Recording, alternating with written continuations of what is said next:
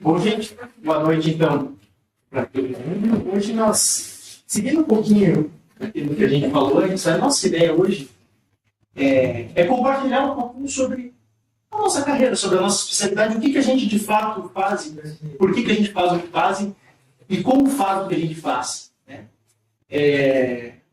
Durante o congresso, né, eu tive a oportunidade de falar com muita gente, muitos de vocês também puderam participar, e da gente ver que dentro dessa nova definição tem tanta coisa que a gente faz e que muitas vezes passa despercebido quando a gente vive o nosso processo de formação, e a gente começa a conviver com pessoas que frequentemente já passaram pelo que a gente passou, tiveram suas experiências e construíram uma carreira. Isso era uma coisa que vinha me incomodando, assim, desde que eu terminei a residência. Eu estava pensando muito como que vai ser minha vida profissional daqui para frente, o que eu vou fazer, o que eu vou me dedicar. E a gente não sabe se a gente gosta um pouco de tudo, ou muito de uma coisa só. A gente vai aproveitando as oportunidades que de alguma forma aparecem, mas será que a gente pensa como a gente de fato quer, de uma forma sistematizada, construir a nossa carreira? E a verdade é que isso me gerou não digo uma angústia, mas uma sensação de pensar, bom, eu preciso de uma rota, um plano, de entender. E uma das coisas mais naturais que a gente faz é olhar as pessoas e conversar com as pessoas que já passaram por isso. Mas cada um fez uma coisa diferente, e aí a gente, né? Tá, então talvez eu tenha que fazer, me vivendo, fazendo, trabalhando e aproveitando. E muito do que vai ser discutido aqui hoje é um pouco do que eu pensei, planejei e imaginei a minha carreira. Que não é nada fácil, acabou de começar. Isso que a gente vai ver um pouquinho. E uma das coisas que me incomodava era muito isso, do que, cara, será que a gente vive muito tempo de plantão, isso faz parte da nossa prática mesmo, mas será que é isso? A gente fica dando plantão boa parte da nossa vida, daí chega alguém, um cirurgião, lá, você escolheu a especialidade para dar plantão a vida inteira, agora não vai dar plantão, vai só dar plantão, o que você vai fazer?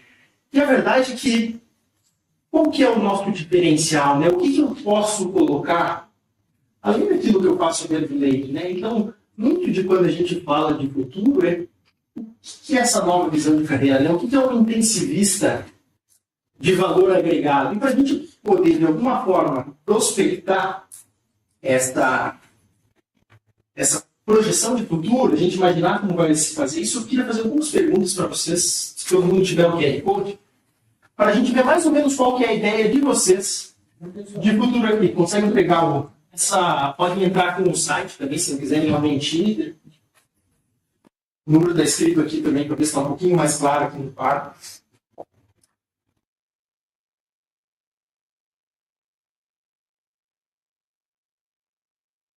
Todo mundo conseguiu pegar?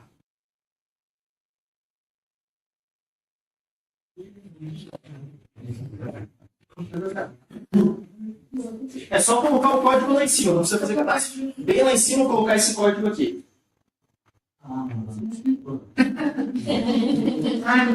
Explicar em tempo.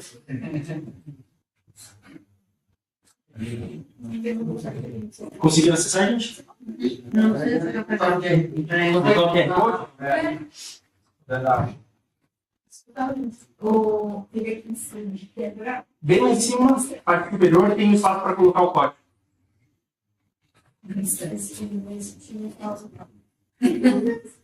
Peraí. Qual é o código? 62 20 8901. E aqui, gente, é um pouquinho. Queria que vocês colocassem em uma palavra qual é o objetivo de vocês dentro da medicina intensiva. Daqui 10 anos. 10 anos é muito tempo quando a gente se imaginar o que a gente vai estar fazendo. Uma palavra. Uma palavra? Uma palavra. Outra palavra. Raciocínio analítico sintético.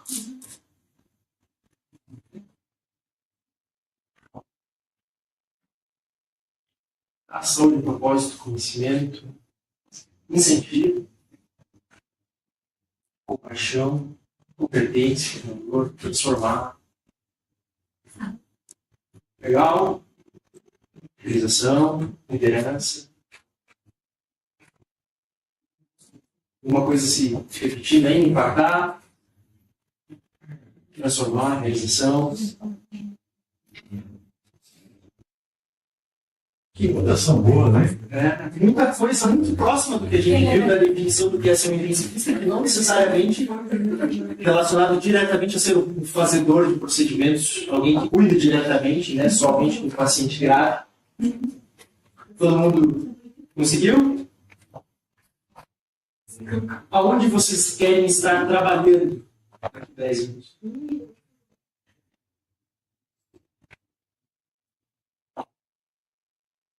Alguém vai estar no Rio de Janeiro. Para o Brasil com a África.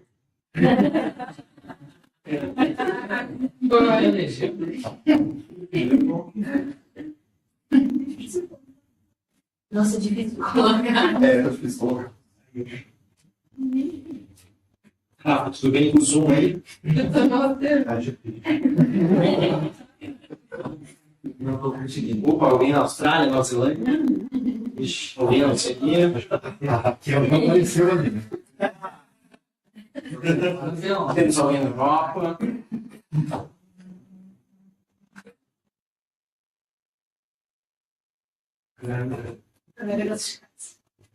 Bastante gente querendo ficar por aí.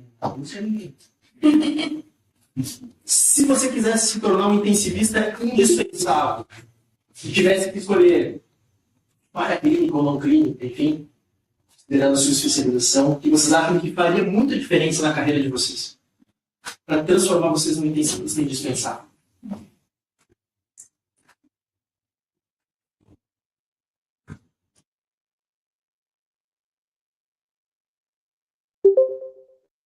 Opa! Bastante gente com docência, gestão, subespecialização.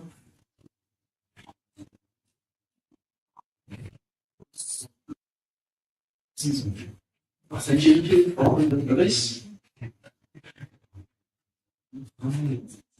bastante gente com gestão. Veja que a gente tem um perfil bem variado, né? Entre habilidades que cada um tem o potencial de desenvolver que vai fazer diferença. Zé, escolhe um.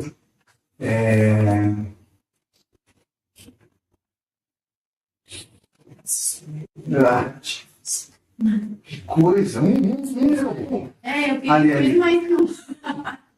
Priorização, né? Priorizar mais que um já fala sobre o nosso cara. Gestão. Nossa capacidade. Acho que eu estou com a maioria aqui. Gestão, docência e simulação, eu fico aí. Né? Boa. Não teremos pesquisadores na turma. Nem eu escolhi.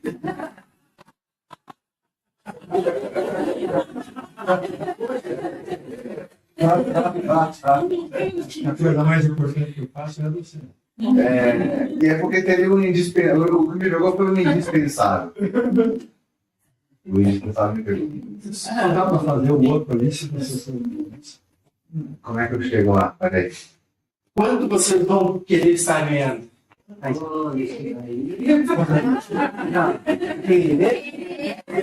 Veja, considerando a sua diferenciação profissional, sejam honestos. Atual de 10 anos. Não, está projetando. Então,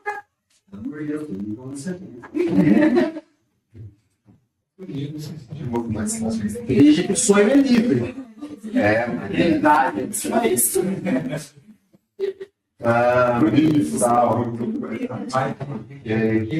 Econômico, hein?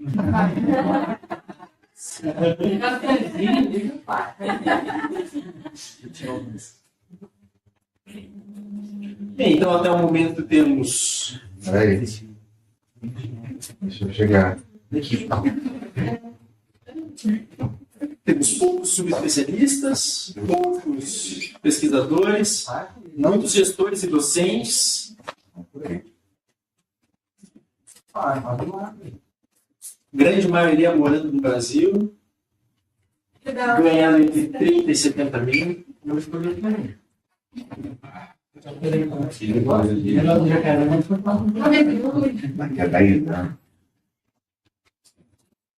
Pegar 70.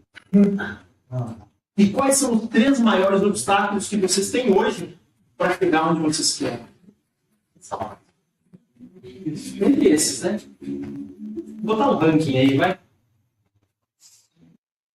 Vai ranquear todos, na verdade. Tá bom, marca, né? Na verdade, tu vai colocar eles em ordem.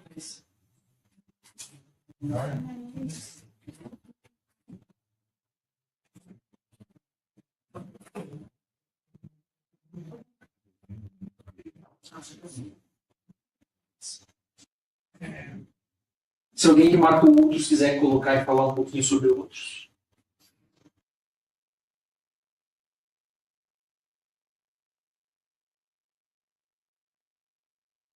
Aumento da demanda de médico, né?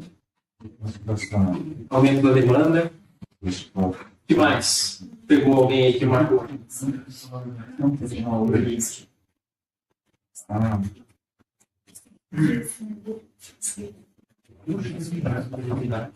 Que impede vocês hoje de chegarem naquilo que vocês esperam amanhã?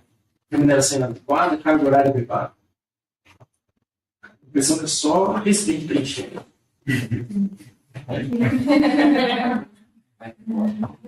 Não decide nada, trabalha muito e isso aí.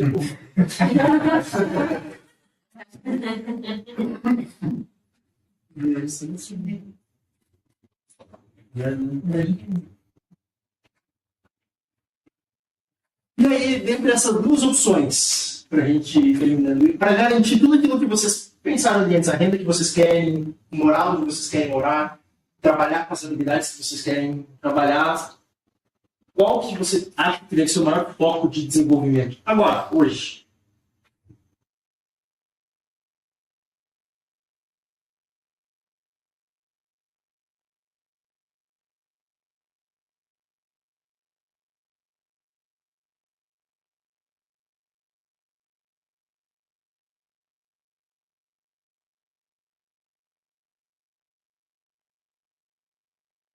Quarto, pensando em profundidade clínica, subespecialização, mais ou menos. E aí, alguém quer defender suas escolhas?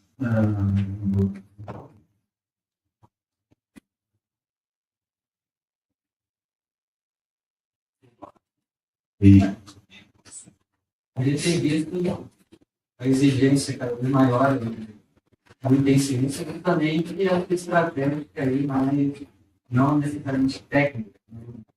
Quer dizer que o intensivista não tem que ter toda uma profundidade clínica, mas o que os grandes centros de hospitais têm valorizado mais é a resolução do problema. Então, intensivista, então, sua capacidade de atuar frente a tantas outras especialidades, se vai como um moderador nesse sentido. Então, acho que uma interação ali interprofissional tem sido mais valorizado hoje em dia. A gente vê isso em diversos pontos. Assim, tá? Acredito que talvez é o que precisa chamar um pouco mais de atenção. A parte técnica também, mas essa parte interpessoal. Algo mais? Você fala um pouquinho sobre isso aqui especificamente?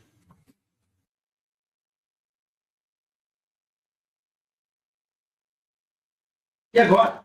Então a gente vai voltar um pouquinho. Tenham isso em mente de que, quando a gente pensa, por mais simples que seja, a gente discutir, boa parte do que a gente vai decidir hoje é pensando lá na frente. Né? A gente não faz isso com os nossos pacientes todo dia, quando a gente cria o nosso plano terapêutico, pensar como que eu quero que esse paciente esteja daqui 2 dias, 3 dias, pensando na alta, pensando na evolução do quadro clínico. Então, eu fui atrás de buscar algumas referências que falassem um pouquinho sobre desenvolvimento de carreira em medicina intensiva. E não tem muita coisa. Esse estudo também foi publicado na Critical Care em 2014. Foi um consenso, na verdade, de vários especialistas de N profissões, não foi exclusivamente para médicos, de como fizeram uma pesquisa muito próxima dessa que a gente fez agora, para tentar entender o que são pontos importantes para o desenvolvimento da carreira de medicina intensiva, né? E uma das questões que mais da metade dos participantes, depois eu vou trazer um pouquinho, foram algo em torno de 600 e poucos participantes, 1.049 participantes, já vou mostrar ali para vocês um pouquinho. Mais da metade deles falaram que não tiveram um mentor que ensinaram eles nesse processo, alguém que direcionasse a construção da carreira em medicina intensiva ou no cuidados críticos, né? E eles listaram como 3 necessidades mais importantes a educação continuada, um pouquinho mais de 1/4 dos entrevistados, habilidades de liderança, próximo de 1/5, e desenvolvimento científico de pesquisa clínica, né? Um dos vieses que a gente pode ter é que boa parte dessa questão de vontade e engajamento estaria dispostos a ajudar no desenvolvimento de carreira, ou seja, poxa, ao mesmo tempo que metade não teve alguém que eles ensinassem, eles se colocam também em disposição de orientar e se envolver em comitês, desenvolver especialidade, desenvolver a formação, indicando que isso poderia de alguma forma sugerir um potencial de engajamento. E aí ele trouxe essa tabela para a gente, né? É um artigo bem curto. Tiveram 1.049 respostas. Obviamente, isso foi distribuído pela sociedade, onde 713 foram pessoas que haviam concluído um processo de formação em medicina intensiva e 336 residentes ou profissionais em formação, né? E a gente vê que foram colocadas N outras habilidades, desde habilidades de ensino, capacidade, chance de promoção do próprio trabalho, oportunidades de trabalho globais, outras, né? Colocação profissional, equilíbrio entre vida e trabalho, que eu comparo, e aqueles que não falou. Um outro estudo, agora do Reino Unido, da Sociedade de Medicina do Reino Unido, é um estudo também já um pouquinho mais para frente, em 2016, 2017, que trouxeram sobre as barreiras que a gente enfrenta para desenvolver carreira de medicina intensiva, né, de cuidados críticos, aqui especificamente com médicos, não todos intensivistas, que já trazia no contexto um aumento previsto de 25% a 125% no número de profissionais entre os anos de 2013 e 2035. Aqui no Brasil, para a gente ter uma ideia, o número de vagas de residência em medicina intensiva nos últimos 5 anos aumentou 252%. Então, quando a gente traz isso, essa pesquisa especificamente teve 656 respostas, majoritariamente masculino, 62,5%, e entre os médicos que trabalham ou atuam em medicina intensiva tiveram consultores, que seriam os staff dos trainees, que seriam os residentes, 69% deles, e tiveram residentes de outras especialidades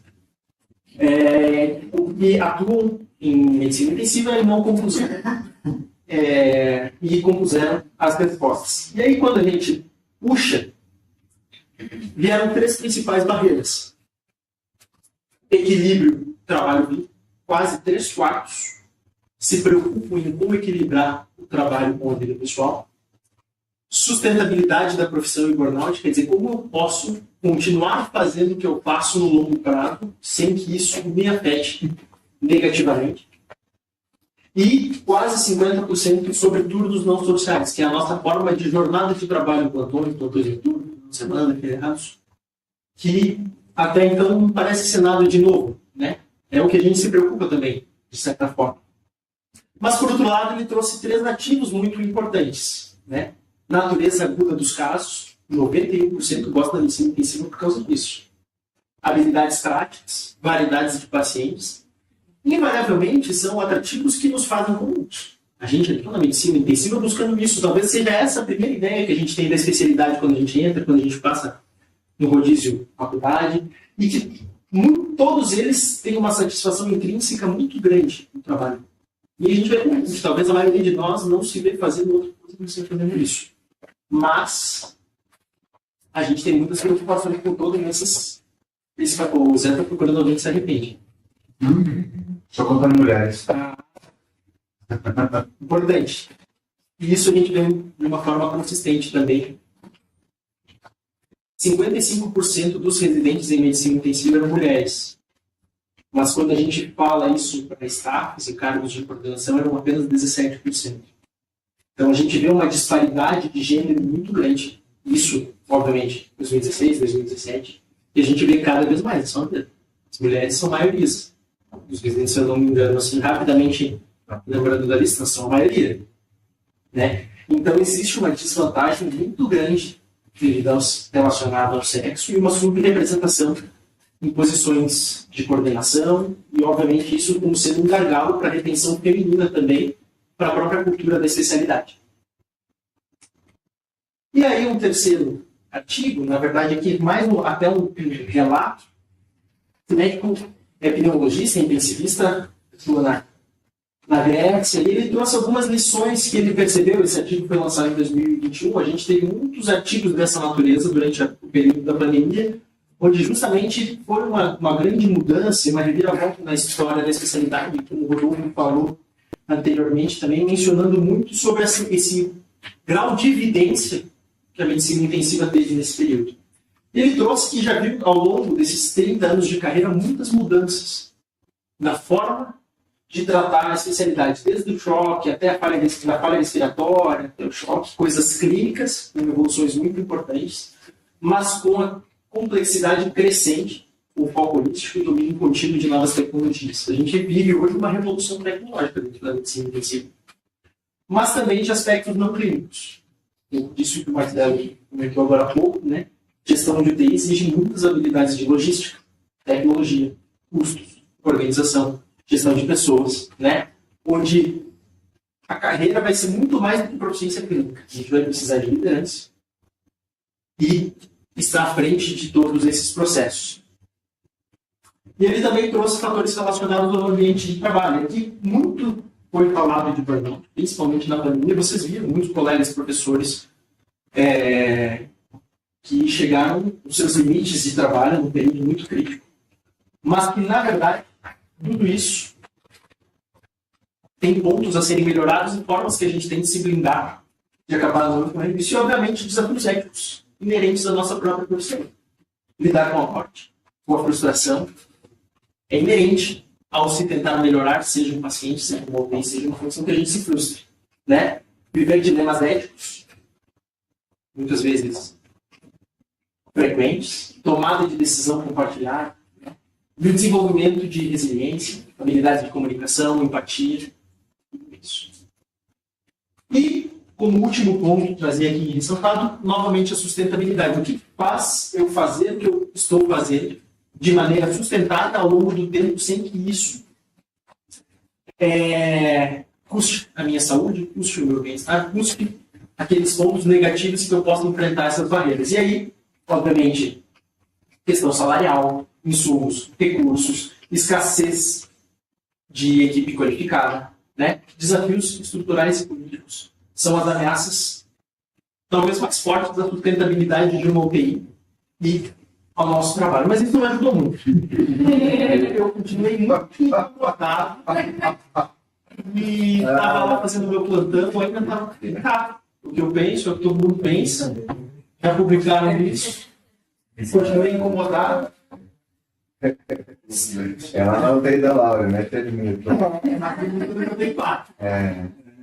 Tá sujinho igual a 4 lá, mas. Legal. E aí eu fui estudar sobre modelos de carreira. Eu falei, bom, deve ter alguma forma fora da medicina que me ajude. Sabe como que eu posso desenhar isso? E eu descobri que existem vários tipos de carreira que a gente pode seguir. Talvez a mais tradicional, né? A carreira em linha, uma progressão hierárquica. Um plano de carreira estruturado, um concurso público, um tempo de serviço você vai ganhando as bonificações, vai progredindo, ascendendo a cargos, né? Um modelo mais corporativo de ascensão. Existe a escala em Y, onde a gente, em determinado momento, acaba escolhendo quais dos caminhos a gente vai seguir, né? O caminho do aprofundamento técnico, uma subespecialidade, então, sei lá, tornar especialista em neurointensivismo, assumir um UTI, cuidados neurocríticos, ou então não, desenvolvimento de liderança e gestão, assumir como gestor, consultor, e a gente, de alguma forma, acaba optando por isso. Existe a carreira em dado, que é onde a gente combina isso e faz de tudo um pouco, horas está mais em uma, horas mais em outras, né? Flexibilidade para transitar entre papéis técnicos e papéis gerenciais, onde você consegue, de certa forma, consorciar essas formas de trabalho. Existe a forma em T, que é essa que a gente vai se deter a discutir um pouquinho mais, onde a gente tem uma grande profundidade de atuação na nossa área, mas ao mesmo tempo uma boa compreensão e conexão com áreas relacionadas, né? Onde a gente passa a ser um profissional versátil. A gente tem a carreira proteana, onde a gente como é que eu vou dizer? Turnê solo, cada um por si, vai jogando conforme a sua satisfação pessoal, profissional, construindo a sua trajetória de forma independente, ou então aberto a tudo. O jogo, uma carreira sem fronteiras, onde você busca continuamente novas experiências, novos aprendizados, muitas vezes muda constantemente de especialidade, de carreira, né? E acaba avançando um pouquinho para além da especialidade original.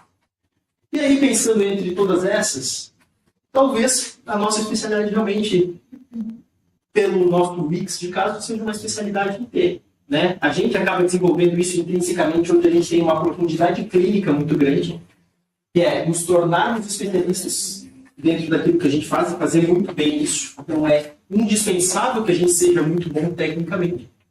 Mas isso é o mínimo, né? Hoje, o que o mercado espera, o que os serviços esperam, é que a gente seja muito bom.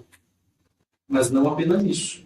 A gente precisa dessa amplitude, essa parte superior do T, com habilidades de liderança, gestão de treino, gestão de qualidade, ciência de dados, que a gente saiba analisar dados, que a gente saiba mostrar os nossos dados, que a gente tenha conhecimentos de bioética, que a gente tenha conhecimentos de pesquisa clínica, mas que a gente se desenvolva de uma maneira mais ampla, né? Então, basicamente, essa base vertical no nosso domínio técnico é o que a gente começa a construir, talvez de forma mais dura na residência, e é o que tem que se dedicar mesmo, porque com base em tudo isso, a gente vai ter uma expertise clínica já consolidada, um conhecimento fisiológico avançado, é o que vai determinar sermos intensivistas. E esse topo horizontal, com essas habilidades, é o que vai proporcionar nós sermos os melhores intensivistas. Gestão e liderança de equipes. Hoje, a gente fala de tecnologias e essa revolução, a gente tem que falar de inteligência artificial aplicada, mas daqui entra uma incorporação de todas as tecnologias que a gente vai tendo. A gente fala de qualidade e segurança do paciente, a gente fala de comunicação, de soft skills, de relacionamento. Então, além de dominar a profundidade clínica, a gente precisa desenvolver essas competências estratégicas que vão nos colocar em posições melhores lá na frente, principalmente, como o Rodolfo disse, muitos intensivistas formando. Hoje, ser intensivista, o título, não é um diferencial. Nos torna parte desse grupo. Mas o que vai nos colocar lá na frente é esse tipo de habilidade. Habilidade de comunicação, com a equipe, com familiares, com gestores, com colegas, habilidades de liderança e gestão de conflitos. Às vezes é o que a gente mais faz. Coordenação de equipes complexas, negociação. Por mais que às vezes a gente leve isso para o lado pejorativo, mas saber negociar é extremamente importante. Principalmente porque a gente precisa divulgar para o paciente. E nem sempre a gente está se fazendo entender. Para a gente poder barganhar, a gente primeiro precisa saber o que a gente está fazendo. E segundo, entender qual é o ponto que está gerando esse tipo de atrito. E, obviamente, análise de dados, né? Tudo que a gente faz tem que ter um respaldo. Senão vira só achismo, é o que eu acho. E o que eu acho não me interessa para ninguém. E aqui a gente tem 3 gerações. Eu ainda não cheguei na terceira, estou mal e mal começando a segunda.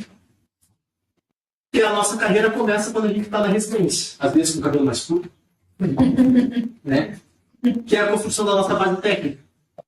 A gente começa a desenvolver a nossa diferenciação, as nossas habilidades e nos expor a esse tipo de mais variados ambientes que vão desenvolver essas habilidades técnicas e não técnicas, de relacionamento, mas basicamente a formação dura da nossa carreira. É onde a gente tem que realmente se dedicar a fazer o melhor que a gente puder, com as condições que a gente tem, obviamente, mas já começa o nosso processo de diferenciação. Não pensem que a gente não observa vocês, né? Assim como a gente também era observado, né? E que em determinado momento eu quero trabalhar com essas pessoas vão estar aqui com a gente. E aí a gente passa, né? Alguns já iniciam sua carreira em pesquisa, mestrado, no final da vivência, durante esse processo, mas a gente entra no nosso começo de carreira já um tanto perdido e a gente fica, putz, será que é só continuar aqui? Profundidade técnica, o foco, o que eu vou fazer daqui para frente? E aqui é onde a gente começa gradualmente a consolidar os nossos nichos. Quem vou ser eu dentre os demais, né? Então, seja na escolha de uma subespecialidade, seja na liderança de algum projeto, é onde a gente começa a efetivamente mostrar os nossos resultados de alguma forma. E quantificar eles. Né? O que a gente faz que nos torna diferentes. Né? E depois, uma terceira fase, talvez mais para frente, ao longo da segunda ou terceira década de profissão, é onde a gente começa a pensar em deixar o que a gente fez atrás. É onde a gente começa a olhar para trás, fazer a transmissão do nosso legado, a sucessão da nossa função, treinar e colocar os jovens intensivistas e residentes nessa trilha e também exercer o papel de influência, onde a gente já construiu, já passou por essa trilha e começa agora, então, a partir disso, a utilizar dessa influência para estabelecer os novos padrões da especialidade. E aqui agora falando especificamente sobre esse primeiro, né, a fase que a gente acabou de passar, é onde a gente passa a ser consumidor desse conhecimento, de tudo isso que a faculdade proporcionou, e de alguma forma a gente passa a produzir o nosso próprio valor. É o começo do nosso desenvolvimento profissional. Apesar da gente entrar na residência buscando conhecimento técnico, desenvolvimento de habilidades, tem muitas coisas que já colocam vocês em alinhamento com a especialidade e principalmente com essas capacidades de mostrar que vocês conseguem exercer muito mais sobre postura, talvez eu diria, então, que não capacidade mas muito mais a proposição, muito mais o desejo de querer ser intensivista. Obviamente que isso envolve avaliação clínica e raciocínio diagnóstico, habilidades de exame físico, de integração de dados complexos, fazer um diagnóstico rápido, desenvolvimento de habilidades técnicas, né, manejo de ultrassom, enfim. A gente aprende a ler artigo, a gente aprende a buscar evidências, a gente pode eventualmente buscar outros programas de pós-graduação, mestrado, doutorado, enfim, né, estabelecer já na residência um diferencial para aquilo que a gente quer, né, e obviamente dominar as intervenções. Porque antes de ser muito bom, a gente precisa ser bom, e antes de ser bom, a gente precisa saber o que a gente está fazendo. Né? Então, desenvolver essas habilidades. Depois a gente termina a residência. E aí que a gente fica... E agora?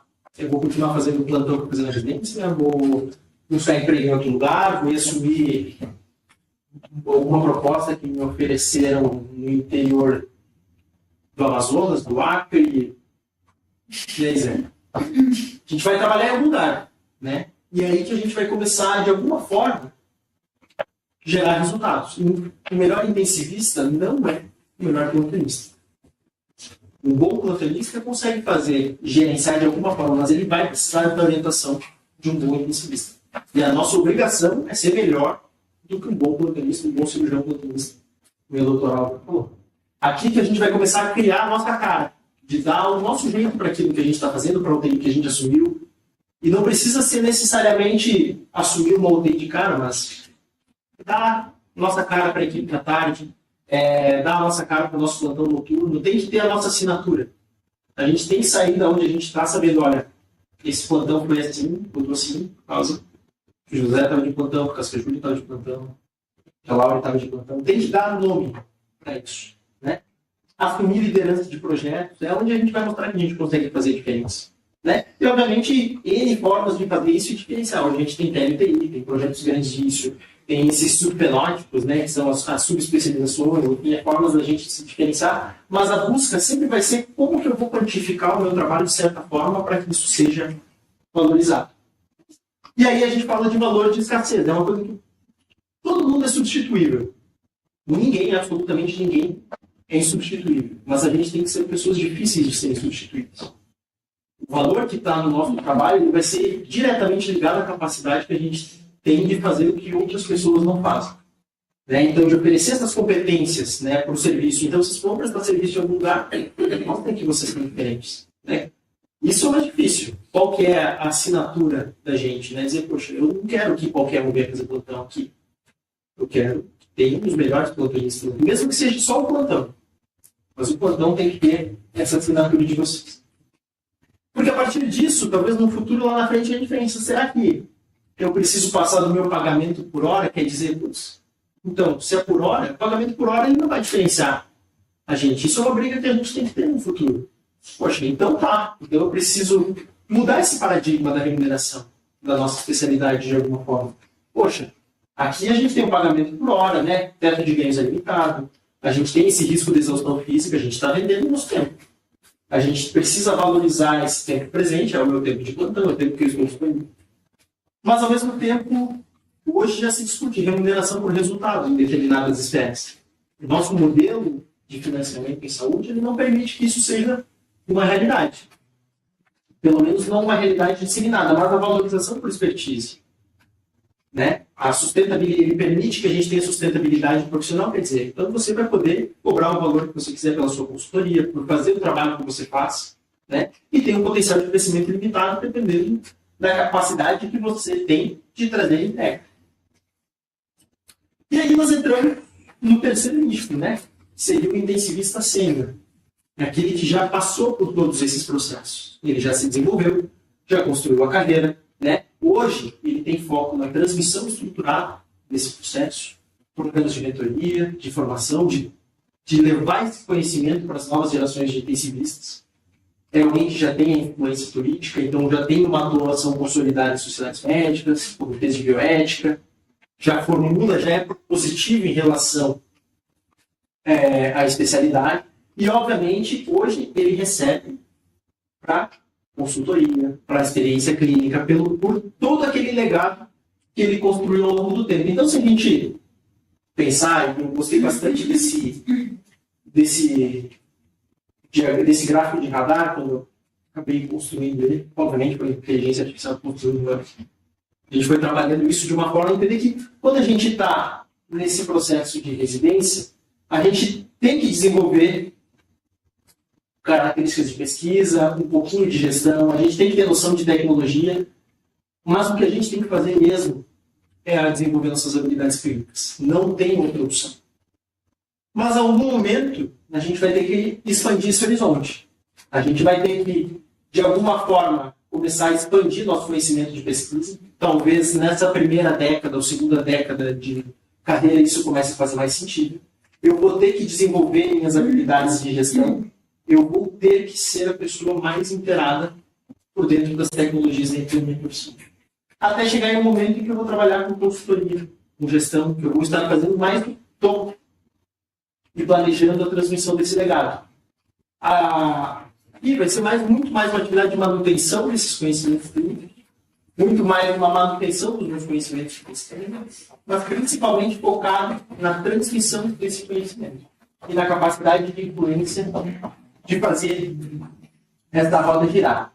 E aí a gente tem esses pilares, né? Um pouquinho dentro de considerando todas aquelas barreiras que a gente falou lá atrás, os desafios.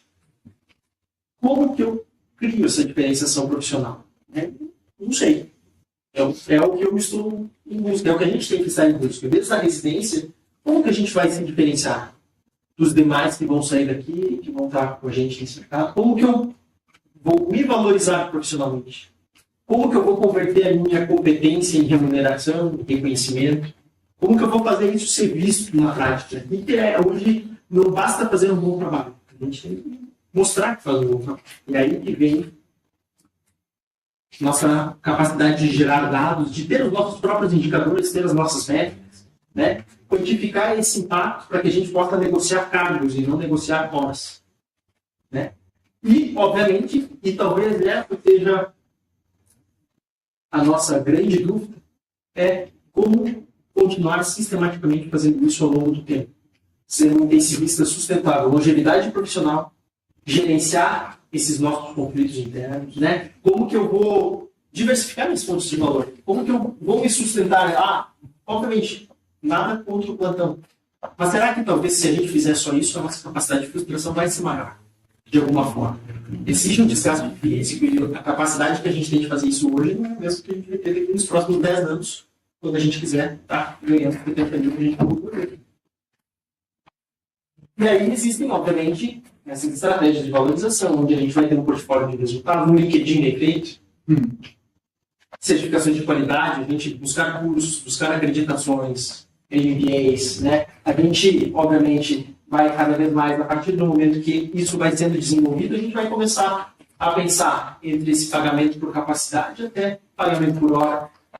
E a gente desenvolve a nossa assinatura, a nossa marca pessoal, né? Docência, publicação, presença digital, enfim, tem N formas de fazer isso. Mas é de desenvolver e mostrar quem a gente é. Isso sou eu, e eu trabalho assim. E, obviamente, a medicina intensiva 4.0, talvez pensando nessa nova revolução industrial, onde a gente tem hoje monitoramento remoto, ambulatório de pós-UTI, a especialidade expandiu. E a gente precisa expandir junto com ela. A gente tem inteligência artificial, que a gente vem batendo muito hoje, estava lembrando, né? Em vários momentos ao longo do ano a gente falou sobre isso. A gente tem uma medicina intensiva mais personalizada, hoje a gente tem várias formas de trabalhar e de avaliar, de pesquisar subfenótipos. Aqui a gente fala de fronteira de ciência, enfim. E, obviamente, a tecnologia não vai nos substituir.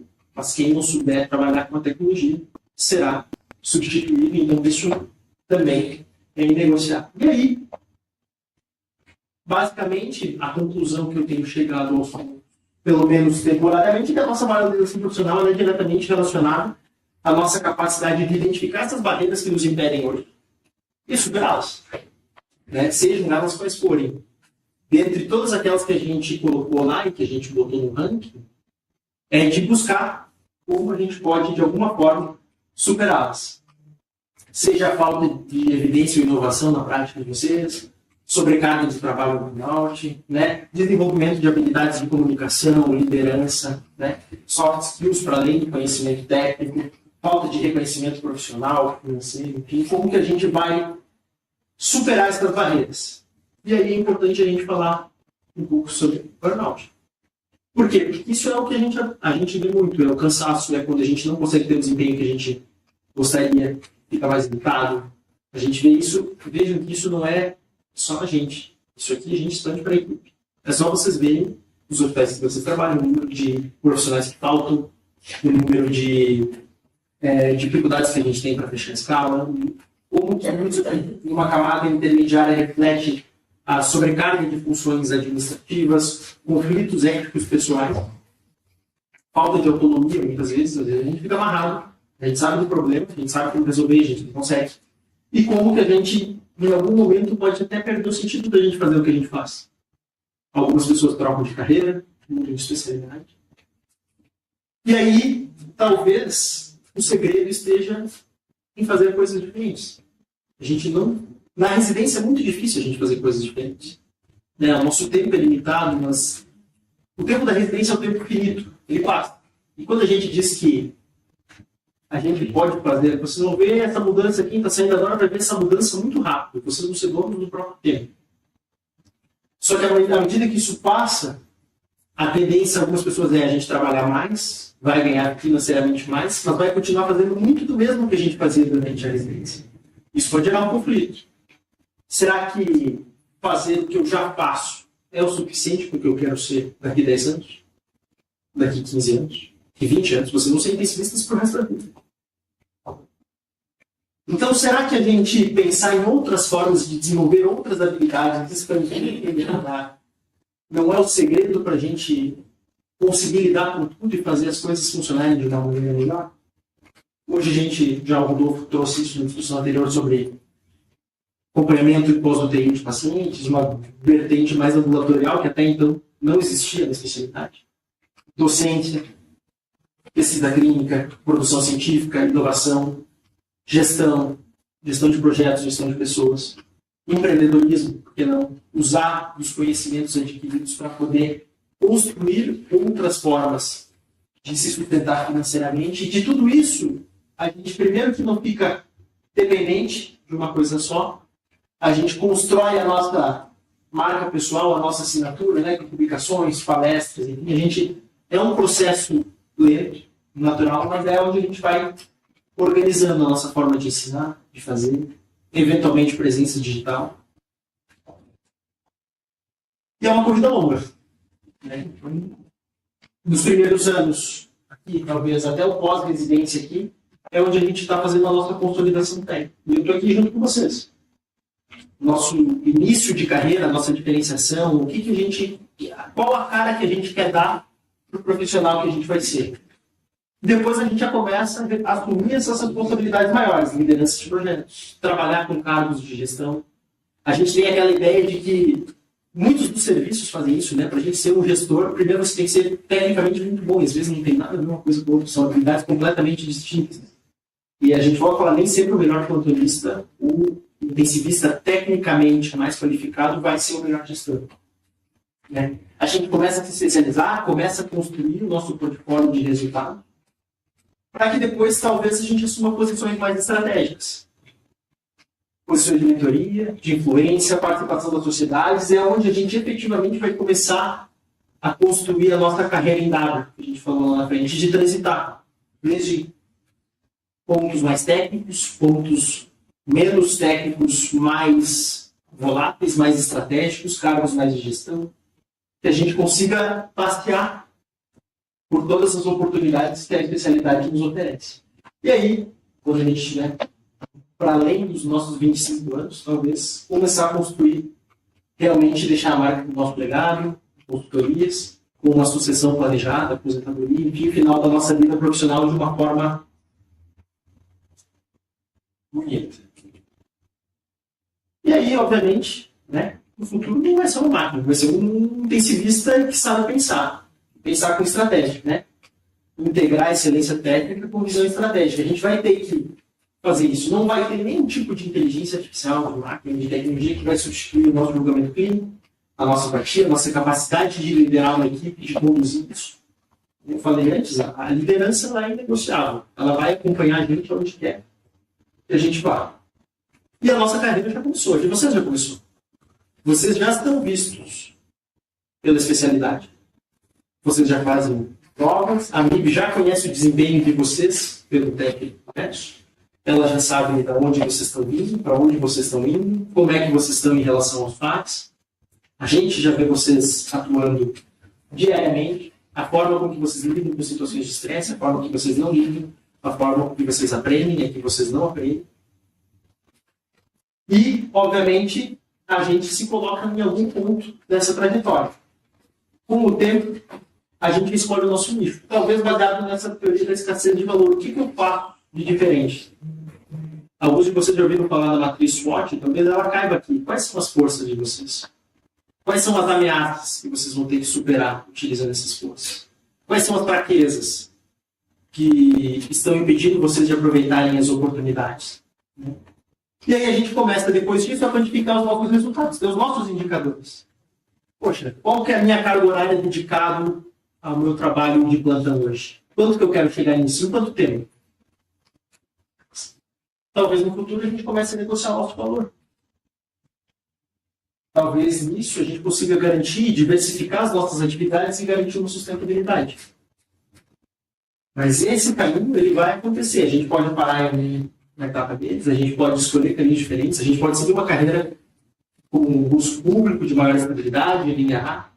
Aí vai muito do que a gente falou na frente, do que cada um projeta para si.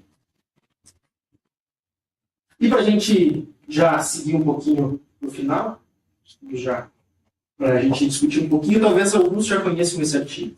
E todo esse artigo foi um artigo publicado pelo Randy Curtis na Intensive Care 2022. Ele era intensivista, dedicou a vida inteira à pesquisa, ao ensino, e ele acabou fazendo um diagnóstico de ELA, se não me engano. E ele fez um relato da vida dele, né, e algumas lições que a medicina intensiva trouxe para ele ao longo da carreira. A primeira delas é priorize a sua família. Trabalhe com pessoas que você realmente goste e eventualmente ame. Procure tirar momentos de recarregar, momentos sabáticos, que sejam de vocês e só de vocês. E viva cada dia como se você tivesse uma doença terminal. Para que isso, no fundo, seja o que você de fato tem como mais importante. E óbvio, nosso trabalho entra no meio. Mas a gente não pode, de alguma forma, esquecer de buscar sermos intensivistas sustentáveis. Que é o que a gente vai fazer o resto do nosso vida.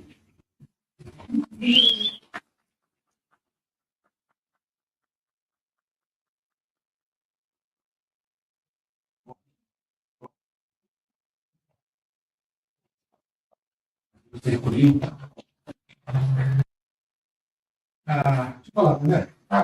Eu tinha feito um monte de coisas aqui, mas são tudo besteira. Eu adorei. Foi muito boa mesmo. Eu aprendi um monte de coisas. Os slides estão lindos, a coerência. E acho que está dando sentido. Muito legal, parabéns. Abre a discussão, você tem um monte de coisa. Aí chega. E aí, gente? Fala de cada vez. Me senti motivada, menina. Cumprir o seu objetivo, uma vez ao longo do tempo que vai. Dá vontade de começar uma vez. Lá no. Vai ter que começar com o juro. Pegar Dá para pra começar com o começar. Já tem 60 horas por você por mês, no futuro. A gente tem um espaço nacional. Pra falar com você é prioridade. Bem, claro. Não tem com nada.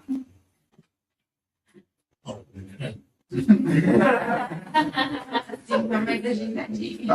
Tá, cara.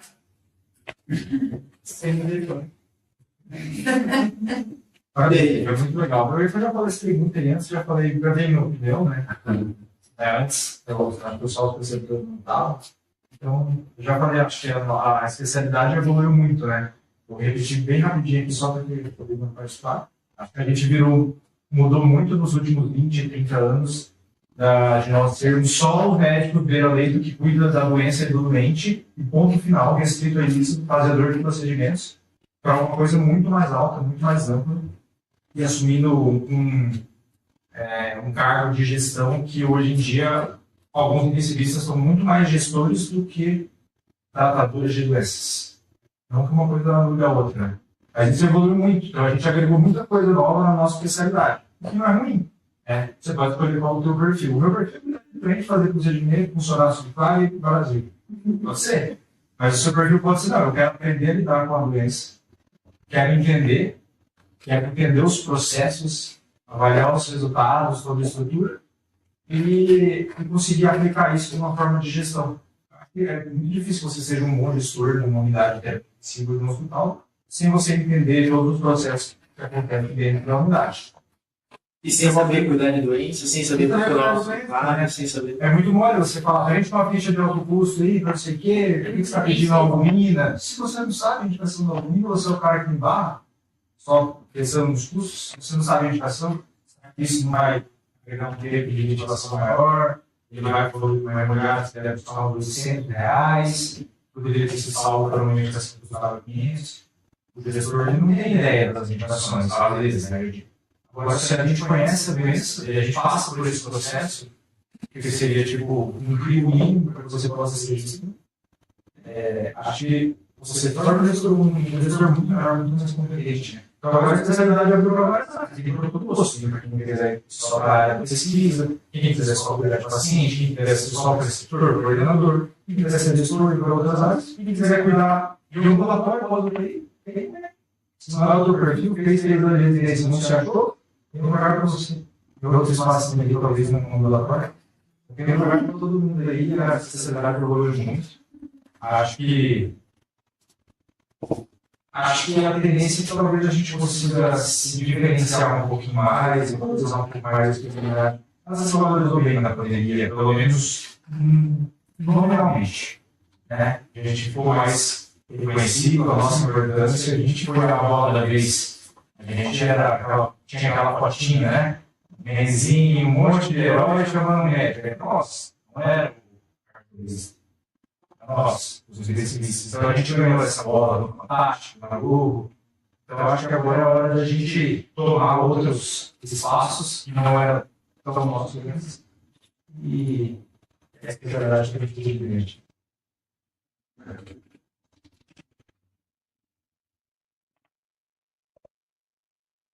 Só complementando o que o Rodolfo falou, ele fez lembrar uma curiosidade.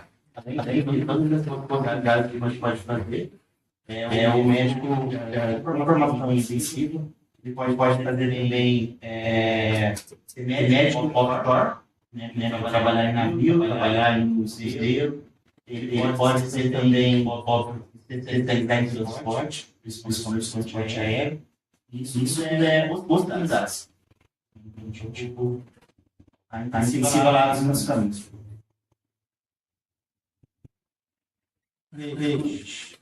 Os dois, né? Não é dois.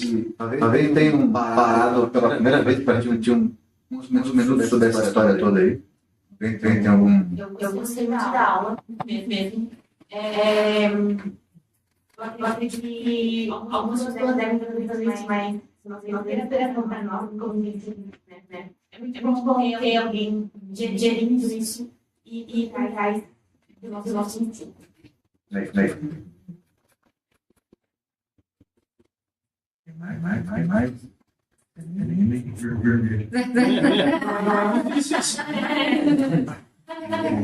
A luz.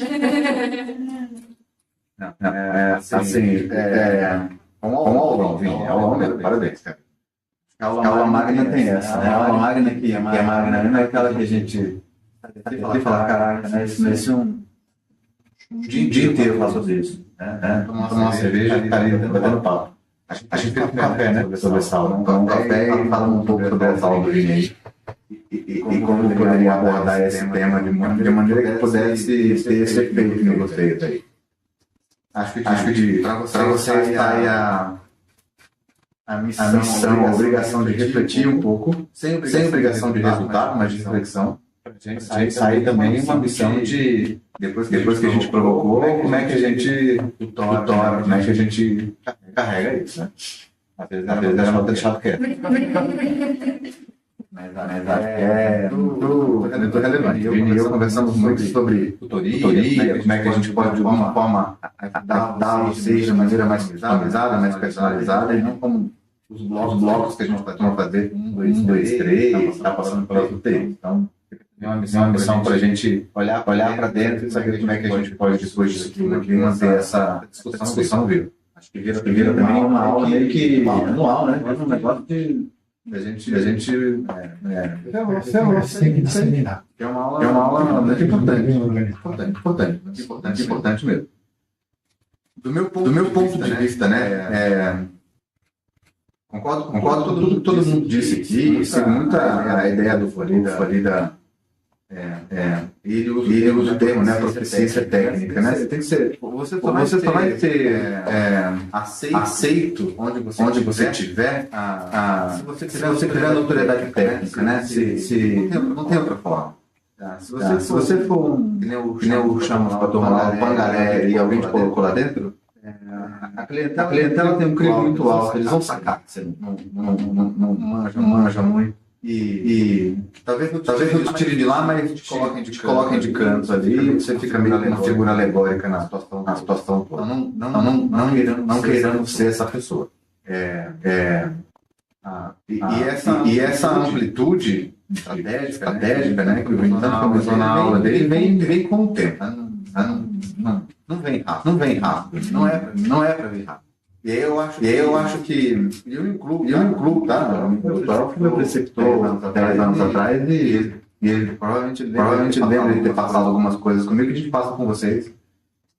E acho que a gente tem podendo resumir em 3 formas que eu vejo as coisas e converso com algumas pessoas que passam comigo ali. A primeira coisa é a falta de autoconhecimento. A gente precisa parar para se conhecer. Vai ser cada nesses dias, né? A gente acaba muito tomando decisão no efeito manada, né? E quando você parar para ver, talvez ali desde a tua adolescência, do 2º grau ali, do ensino médio, a gente vem tomando decisões muito, talvez nenhuma delas, a gente tomou por nós. Ou a coletividade tomou por nós. E isso gera muita frustração lá na frente, né? Quando você está mais adulto, tendo que pagar conta, tendo que assumir responsabilidade, fala, caraca, cheguei aqui, cacetada, né? Tô médico. Que coisa. Né? E não se encontrou. E tá tudo bem, acho que esse mundo volátil, né, como é hoje, acho que isso faz parte mesmo. Mas parem para se autoconhecer. E o Rodolfo comentou uma coisa ali, do tipo, eu quero ser, etc e tal, né? É importante que a gente seja. Eu quero ser bom do acesso e pagar. Hoje tem que ser bom nisso. E lá na frente, talvez isso não seja suficiente. E ele vai ter que se incomodar em ser bom em outra coisa. que pode não estar ligado à medicina, pode não estar ligado à terapia intensiva, espero que sim, um ótimo médico. Mas isso muda, tá? A gente muda. A maturidade muda a gente, as circunstâncias mudam a gente, nossa vida muda a gente, nosso meio muda a gente. Então não fique tão agarrados nessa decisão 5 anos atrás eu tenho que seguir, né? Não para, bobagem. Não tem. Né? Como sempre digo, ninguém tem que nada, né? Mas se autoconheçam e saibam que isso muda. Prioridades mudam, as coisas mudam ao longo do tempo. E estejam abertos a mudar. Eu recomendo um livro chamado Pense de Novo. Ele fala muito sobre isso. Sobre você estar muito feliz em estar errado em algumas posições que você tomou hoje e que não faz mais sentido. Um livro legal. Segundo ponto. Planejamento financeiro. Existe um outro livro chamado Sua Vida ou Seu Dinheiro. Outra leitura muito importante. Porque se você não toma decisões acertadas do ponto de vista financeiro, por mais menores que sejam, mesmo, por mais iniciais que sejam na carreira de vocês, que estão começando a ganhar dinheiro, se não tiver intenção, se não tiver racionalidade, planejamento, isso vai cobrar vocês lá naqueles 10 anos. E quando você tiver a fim de fazer pesquisa que não remunera também, quando tiver a fim de fazer qualidade que não remunera também, vocês não vão poder fazer. Por quê? Vocês não vão ter grana. Então, tenham planejamento financeiro, tenham previsibilidade, aproveitem a oportunidade para ganhar grana enquanto tem saúde, gás, oportunidades, onde tem oportunidade fora aí, né?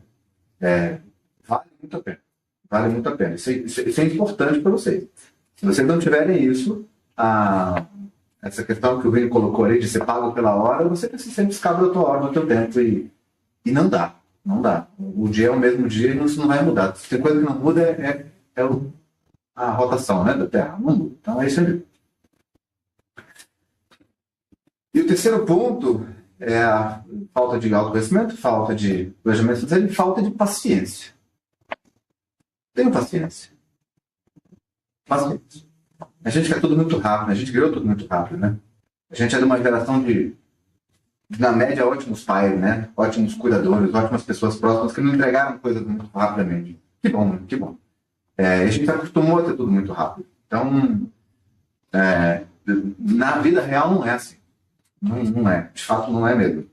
E se você não tem autoconhecimento, planejamento financeiro, a sua frustração por não ter paciência é muito maior. Então, tenha paciência que se colocarem planejamento, intenção, estratégia onde vocês querem chegar, vai chegar. Vai chegar. Sejam coerentes, sejam constantes, sejam resilientes, e vai chegar. Vai chegar.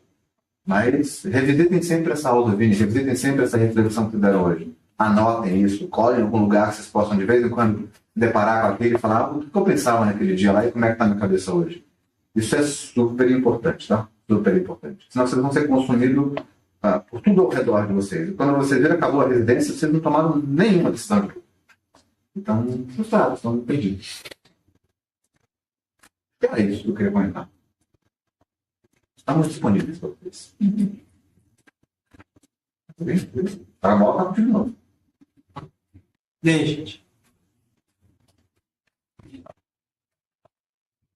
Doutor? 3, 4 coisinhas aqui, bem bobinhas, né? Agora porque eu achei ótimo o que você falou. Você é o único de nós que está na terceira fase. Também, né? Que passou o caminho todo. É verdade. Eu nunca fiz nada na vida sem planejar. Mas tudo que eu fiz foi diferente do que eu planejei.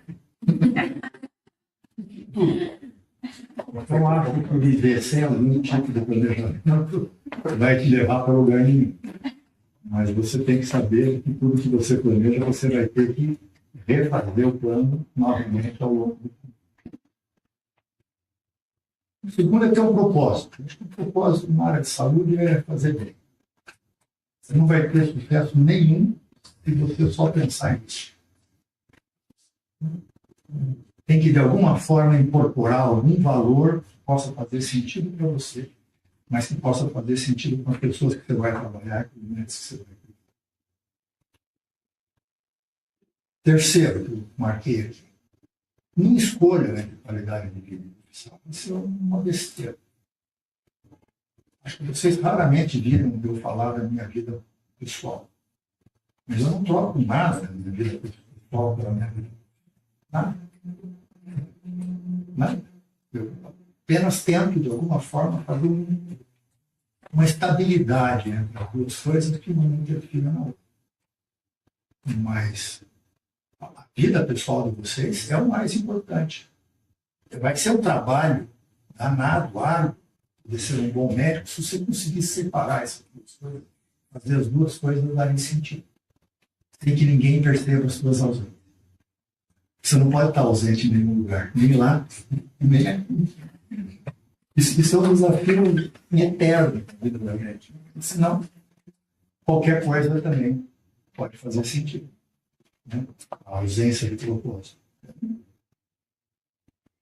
E o último, dois outros. Eu escolhi o outros. Tá? Porque todos os outros quatro que você escolheu como dificuldade de seguir na carreira, eles são externos a você. De alguma forma, você tem que imaginar o que é que você pode fazer. Porque se você sempre escolher uma razão externa, do tipo eu ganho mal, do tipo não tem infraestrutura, do que as pessoas não crescem,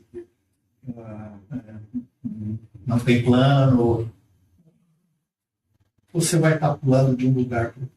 É uma responsabilidade que eu acho que é mais importante.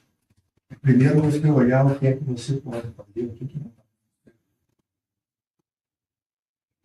E o último, acho que o T-shape é dele bem legal, mas eu escolheria o sem fronteira. Porque a única certeza é que amanhã as coisas vão mudar. Se você não for capaz de se adaptar e aprender novas coisas, esse modelo que você apresentou é muito diferente do modelo de 40 anos atrás, de 30, 20, de 10. E vai ser diferente do modelo de 5 anos.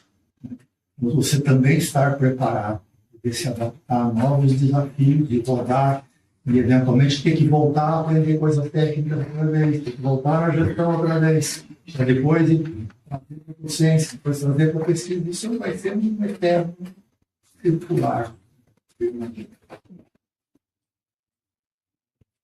A ideia é que esse topo do telha seja, sabe assim? Enfim. A ideia é que ele seja, e a gente precisa ser estratégico, né? A gente precisa ler o ambiente, precisa ler o contexto. Às vezes aquilo que a gente foi bem sucedido em uma execução, em um hospital, em um contexto, você não consiga replicar by the book no outro lugar. Entendeu? Então você tem que... A gente às vezes brinca sobre isso, né? Assim, a gente não tem dúvida de que, do ponto de vista de doente, de cuidar de paciente grave, a gente concorda em 100% das situações. Não tem dúvida disso. A variabilidade vai ser muito baixa. Mas talvez a gente duvide pela forma, né? Escolhe pela forma. Não é o momento, não é o time, não é a oportunidade certa, não é o local certo para implementar essa ideia. Mas talvez algo similar a isso possa acontecer aqui. Então, a gente tem que ter essa abertura de pensamento, sabe? De leitura de ambiente e saber que às vezes não dá. Ou só não dá hoje, né? Às vezes é amanhã, às vezes é mês que vem. Ou com outra pessoa, com outro time, certo? Então, a gente tem que ter essa perspectiva também. Isso é importante. Certo, gente? Podemos encerrar? Muito obrigado pela presença de todos.